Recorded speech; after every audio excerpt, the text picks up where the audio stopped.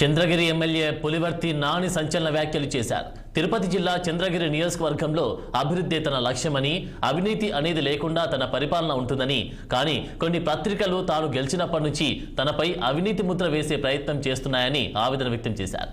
గతంలో వాళ్ళు చేసిన అవినీతిని కప్పిపుచ్చుకోవడానికి ఈ ఎన్నికల్లో తాను గెలిచి ప్రజాసేవ చేస్తుంటే ఓర్వలేక తనపై రకరకాలుగా బురద జల్లే ప్రయత్నం చేస్తున్నారని చంద్రగిరి ప్రజలు గమనిస్తున్నారు అని అన్నారు. ఎన్నికల్లో ఓటమి చెందిన ఇంకా చెవిరెడ్డికి బుద్ధి మారలేదా అని ప్రశ్నించారు. నియోజకవర్గం అభివృద్ధికి సహకరించాలని కోరారు.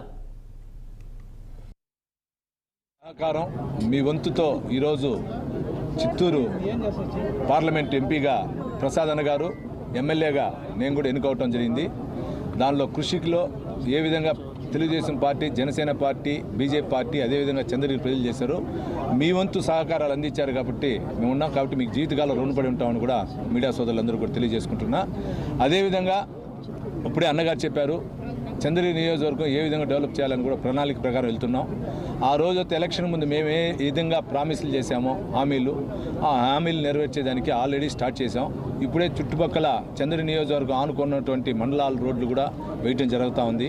అదేవిధంగా చంద్రగిరి టౌన్లో ఇంతవరకు లేనటువంటి శ్మశాన వాటికి కానీ, తిరుమలకు నడుచుకునే యాత్రికులకి ఇది కానీ, అదేవిధంగా రాయల చెరువు రోడ్డు కానీ, రాయల చెరువుకు సంబంధించిన కట్టపైన విషయాలు కానీ, చిన్నగొట్టుకులు ఎర్రవారిపాలకు సంబంధించి తలకోనకు సంబంధించి వాటర్ బ్యాక్ వాటర్ వెళ్తా ఉంది, దానిపైన కానీ, నేండ్రగుంట పెనుమూరుకు సంబంధించిన డబుల్ రోడ్డు, దామల చెరువు కుమ్మిరెడ్డి గారిపల్లికి సంబంధించిన R&B డబుల్ రోడ్డు, వీటన్నిటిపైన కూడా ఎంపీ గారు సహకారం